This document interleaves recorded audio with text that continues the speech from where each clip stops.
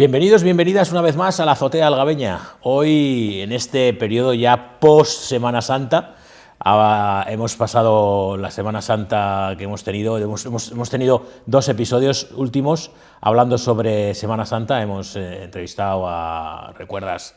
A Andrés Carbonell y a Pino, que fueron los dos últimos entrevistados. Y hoy cambiamos un poquito de registro y estamos en la casa de Andrés Torres Moreno, al cual agradecemos que nos acoja y que se preste a charlar durante al menos media horita sobre muchas cosas, porque me da la sensación, Andrés, de que eres muy versátil, que tienes muchas cosas de las que se pueden hablar contigo. Bueno, buenas tardes en primer lugar, muchas gracias por haberme llamado, ha sido un placer poder atenderos y sobre todo aquí en mi casa. Y a ver, versátil, pero si te das cuenta todo relacionado con lo mismo, que es el deporte y concretamente el mundo del fútbol, que es mi pasión. La verdad que desde muy pequeño lo he practicado y desde muy pequeño he practicado deporte. Y todo ha girado prácticamente en torno al fútbol y al deporte. Entonces, entiendo que eres maestro en la especialidad de educación física, sí. ¿O tienes el INAF, o cómo se llama? Yo me saqué la antigua diplomatura de educación física mientras jugaba en el Sevilla. Me saqué la carrera, que eran 3 años, especialidad en educación física, y cuando dejé el fútbol pues me presenté a las oposiciones de maestro y me saqué. En 2011 me saqué la plaza. Ajá.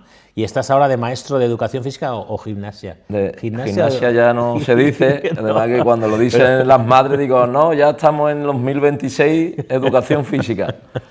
Estoy trabajando aquí, afortunadamente en mi pueblo, me siento súper orgulloso de enseñar todo lo que yo sé deportivamente hablando y habilidades deportivas a los niños y las niñas de la Algaba. Actualmente estoy en el Francisco Giner de los Ríos, aunque también he trabajado en el Vicente Alessandre y en el Purísima. Pero actualmente mi puesto definitivo es Giner de los Ríos. Y entonces tú eres profesor de educación física y das a todos y a todas los críos y crías del Giner. Yo estoy en un horario de 9 a 2 y le doy a segundo, cuarto y sexto. Segundo, cuarto y sexto. Luego tienes una compañera o un compañero que da el resto de las aulas. ¿Tenéis un departamento en el que os coordináis? Sí, nosotros normalmente por especialidad y por nivel nos coordinamos. La verdad que nos llevamos bastante bien. Giner de los Ríos tiene un patio bastante amplio. Correcto. Ahora está muy bien, le han puesto césped artificial prácticamente a todas las estancias, tiene un campo de albero también. Quizás le falta un pabellón. Pero eso ya sería... Bueno, si ya nos ha costado tener un pabellón en este pueblo, bueno, imagínate un pabellón en un colegio. En un colegio, a los días de lluvia. Sí es verdad que teniendo el pabellón al lado del cole, claro. El año pasado ya fui, este año también he utilizado el Pedro Bazán. Desde aquí quiero agradecer al ayuntamiento porque no se prestó sin ningún tipo de problema. Y la piscina también la usamos, es decir, que hacemos uso de la infraestructura del pueblo. ¿No hay una tendencia generalizada a que el niño o la niña haga fútbol y no otros deportes? Cuando su condición puede ser, tú lo ves, tú eres un especialista en educación física y tú puedes ver si un chaval está más preparado para atletismo o está más preparado para baloncesto que para fútbol, y sin embargo caemos en el fútbol. A ver, tenemos que saber que a día de hoy el fútbol es el deporte rey en muchos países, sobre todo en Europa y en las primeras ligas mundiales, y contra eso es difícil. Sí es verdad que a día de hoy hay muchas ofertas de actividades extraescolares en la Algaba, de otros deportes, a los cuales yo siempre intento animar y casi de manera obligatoria a que se apunten algunos. ¿Por qué? Porque el niño crece sano cuando, además de tener una buena alimentación y un buen descanso, hace deporte a diario. Antes decíamos jugaba, pero ya prácticamente es que no pueden jugar los pobres porque no tienen sitio donde jugar. Nosotros jugábamos en la calle hasta que teníamos 12, 13, 14 años, 15 incluso. Bueno, tu hijo Andrés ya me ha dicho, me ha reconocido como padre de Miquel, que es mi hijo, Miquel Fernández, y echan algunas pachangas, o sea que todavía algo hacen. Pero son los menos, Ellos porque les gusta mucho el fútbol, Pero antes, cuando salías a la calle, estaban todo el mundo con bicicleta o con combas o con balones. Hoy en día ver eso es difícil y están las actividades extraescolares, como te iba diciendo, hay mucho bádminton, pádel, natación, atletismo, está todo muy diversificado y yo siempre animo a los padres a que apunten a sus hijos a un deporte, sea cual sea. Si es verdad que mi deporte favorito es el fútbol, e incluso hay niños y niñas que de verlo jugar en el patio, a lo mejor lo he dicho, oye, este niño creo que puede tener futuro, apúntalo a este equipo, incluso he llamado a algún coordinador de equipos para que vengan, para que vayan a verlo. Eres representante de jugadores de mayores y también de pequeños. Mira, mi principal lema es intentar ayudar al que pueda ayudar. Es una de las cosas que yo me siento muy orgulloso, es que cuando tengo información y tengo llegada a algo para ayudar a la gente, lo hago. Entonces, si es un niño que está jugando en un parque o es un jugador que está en el Algabeño o en cualquier otro club, si yo sé que un equipo de superior categoría está buscando esa posición o ese jugador, pues yo creo que es una oportunidad también para ellos. Y en el sistema educativo o en la educación en general, ¿no tenemos como una especie de primera clase y segunda clase en asignaturas? ¿No sigue siendo históricamente educación física una de las Marías, entre comillas, y que está un poco en la base de la pirámide y estando en la cúspide las matemáticas, las lenguas, las instrumentales y demás, ¿no? ¿Cómo vive eso un profesional de la educación física? Pues mira, la verdad que el otro día, precisamente me encanta que me hayas hecho esa pregunta, porque tuve una discusión con compañeros en el centro, porque organicé un torneo de La Paz de fútbol. El día 31 de enero. Efectivamente. Durante toda esa semana, pues pensé llevar a los chicos y a las chicas al Pedro Bazán a jugar mezclado con otras clases.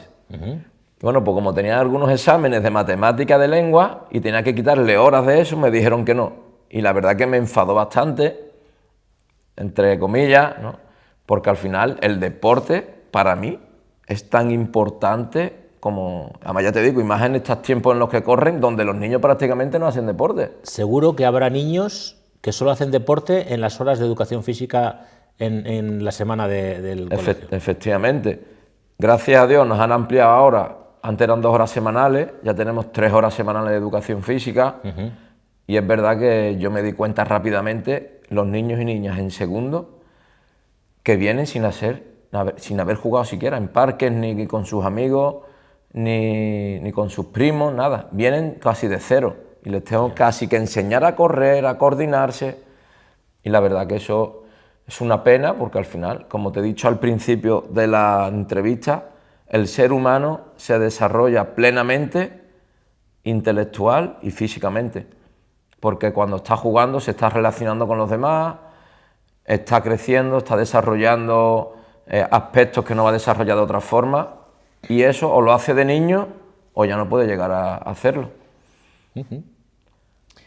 Cambiamos de tercio, Andrés. Antes has dicho que cuando dejaste el fútbol profesional, te preparaste las oposiciones y pudiste entrar en algo que te gusta, que era el Magisterio de Educación Física. Lo general es que después de una retirada de un jugador profesional haya un gran vacío. Incluso hemos visto cuestiones dramáticas de jugadores de diferentes deportes que han acabado mal, no lo han llevado bien y se han quitado del medio. ¿Cómo se encaja el final de una vida deportiva profesional? A ver, va también en la forma de ser de cada uno.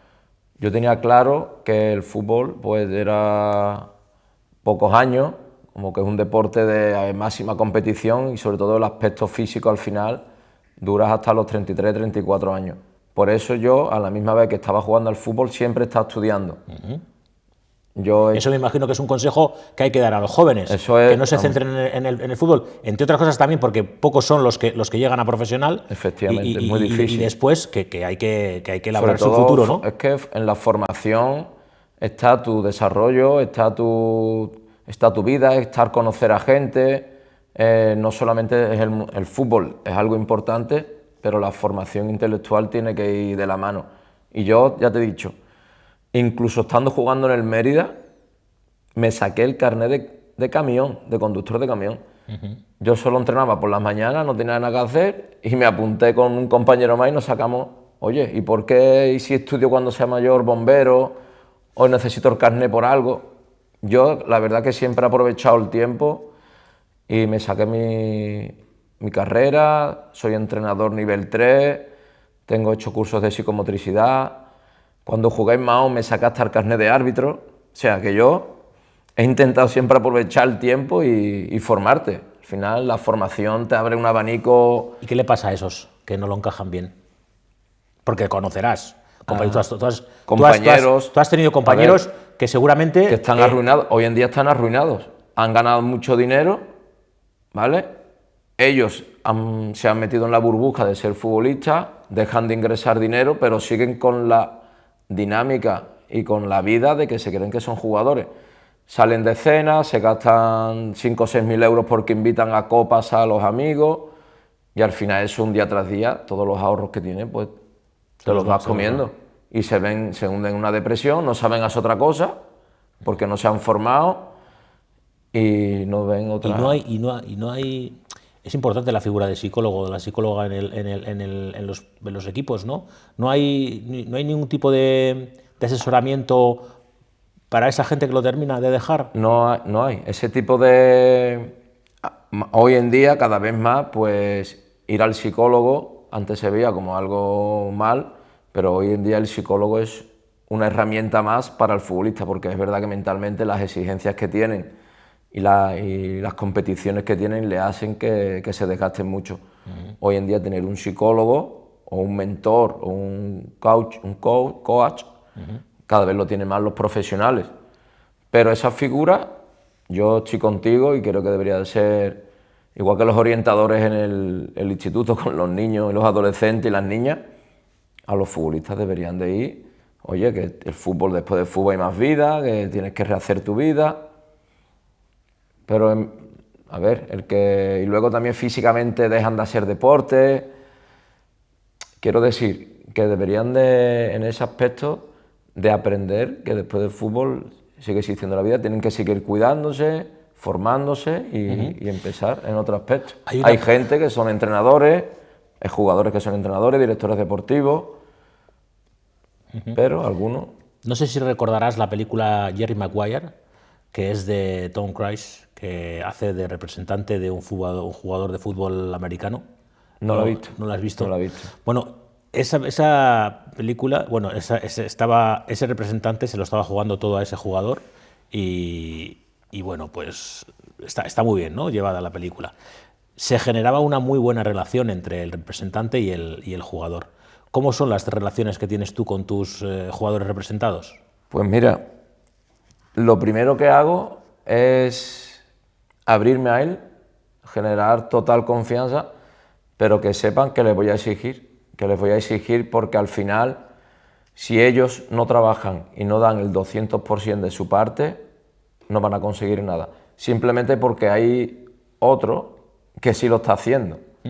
Entonces, hoy en día la exigencia es una parte muy importante, puesto que la cultura que estamos dando, la educación que estamos dando a nuestros hijos, es de tenerlo todo prácticamente, sin valorar nada. Entonces hay que estar continuamente exigiéndole. Yo me acuerdo en mi época que cuando jugaba en el Sevilla Atlético, a nosotros nos hacía falta que viniera nadie a decirnos, oye, tienes que meter el pie ahí, este partido hay que... Nosotros íbamos cada entrenamiento al 200%. Y hoy en día el fútbol ha cambiado, es verdad también. Hay mucho dinero por medio, ¿no, Andrés? Hay mucho dinero, pero es también la sociedad en la sociedad que estamos ahora mismo desarrollando, que se conforman con poco, ¿vale? Se conforman porque como lo tienen prácticamente todo sin esfuerzo, parece como no, esto me va a llegar, no, esto es fácil de conseguir. No, aquí se consigue todo con trabajo y eso es uno de los valores que yo inculco a los chavales que yo estoy aconsejando.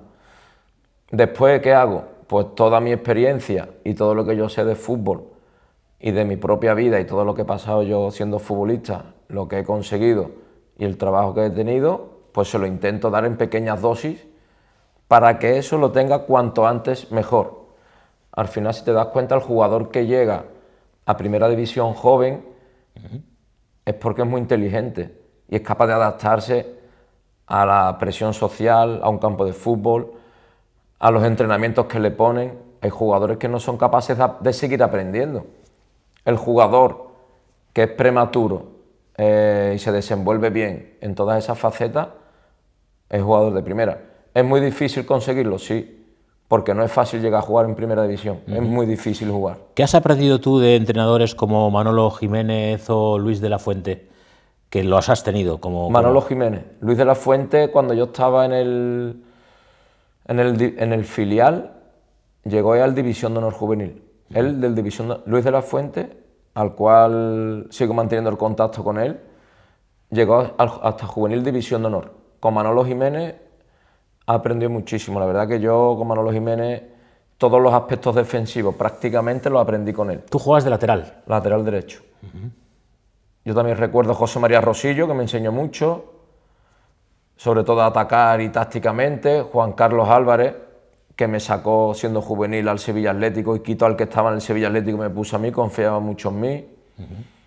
Luego Canito, también aprendí mucho con Canito en Liga Nacional Juvenil, con Fermín Galeote, que vive aquí en el pueblo, creo que sigue viviendo aquí en La Algaba. Y después con Marcos Alonso y Caparrós, que fueron los que me llevaron al primer equipo, también aprendí. Pero sí es verdad que con Manolo Jiménez tengo una relación más especial, de hecho sigo teniendo relación con él, porque me acuerdo perfectamente de cómo nos cogía a principios de pretemporada, nos enseñaba defensivamente cómo teníamos que trabajar en bloque, cuándo ir a presionar, cuándo cerrar, cuándo tendríamos que desdoblar al compañero, cuándo hacer cobertura, hasta dónde llegar para no sobrepasar nuestros espacios. La verdad que defensivamente aprendí mucho de Manolo Jiménez. ¿Tenían algo en común todos? Bueno, a ver, yo creo que cada uno sacaban lo que tenían de cuando eran jugador. Me acuerdo de José María Rosillo, yo nunca lo vi jugar, pero me hablaron que era muy buen extremo zurdo y a él le gustaban el uno contra uno. Luis de la Fuente ganó las dos ligas del Atleti en el 83 y el 84, me acuerdo perfectamente. Tenía ahí 3 años. Sí, tú eres allí, yo tenía alguno más y vivía aquellas ligas. Tú eres allí, claro. Vivía aquellas ligas de forma muy interesante y potente. Luis de la Fuente, la verdad que, a ver, la experiencia te da mucha seguridad y al final Luis de la Fuente lo que ha hecho es transmitirle a sus jugadores lo que él cree y va a muerte con ese pensamiento. Si tú le transmites eso a los jugadores le van a llevar a rajatabla. Y cualquier jugador que entre en el equipo de Luis de la Fuente va a llevar al dedillo el trabajo que le está desarrollando. Hablando de jugadores, ¿cómo viviste la muerte de Antonio Puerta, habiendo sido compañero tuyo de vestuario? Bueno, la verdad que fue un palo duro porque además de la juventud era mi amigo. Nosotros prácticamente, esa camada de jugadores, yo en esa época era el capitán del Sevilla Atlético, porque tenía varios años más, si no recuerdo mal, 2 años más que Puerta, 4 o 5 años más que Sergio Ramos, 3 o 4 años más que Jesús Navas. Es que de ahí salieron de jugadores y especialmente Antonio. Ahí es cuando se hizo rico el Sevilla. Ahí es cuando, la verdad es que, lo que hemos hablado antes, jugadores que no le hacían falta que nadie la chuchara. Tenían el gen competitivo de la calle, de estar todo el día jugando, la resistencia de estar 3 y 4 horas en la calle jugando. Eso hoy en día no van a poder hacerlo los niños. Y Antonio Puerta, perdona que te interrumpa, puede ser de los jugadores. Yo, como lateral derecho, era muy difícil de repasar, pero yo con Antonio Puerta no podía, la verdad. Cuando venían de frente encarándome, no podía, era más rápido que yo y más potente que yo. Era también lateral derecho. Era extremo zurdo. Extremo zurdo. Empezó. Yo creo que si no le llega a pasar esto, hubiera firmado por el Real Madrid o un equipo grande, como lateral izquierdo, porque se convirtió en un lateral izquierdo moderno. Con esa zancada, ya la experiencia, la potencia que tenía. Pero, nada, en la vida que no juega... Y eso que se pasan reconocimientos, ¿eh? Sí, pero al final fue muerte súbita y al final el corazón como digo yo siempre, por dentro no sabemos cómo podemos estar a día de hoy. Tendríamos que estar haciendo unos estudios semanalmente Diariamente, o ¿no? diariamente, y eso es algo inviable. Sí era verdad que le había pasado más de una vez, esos desmayos que él decía, y ya con este no le repitió. ¿Y cómo vive un jugador profesional que se rompe, ¿no? Porque tú te rompes, tú tienes una lesión que te aparta del fútbol profesional. ¿Y, y cómo se vive que luego ganen 7 copas de la UEFA?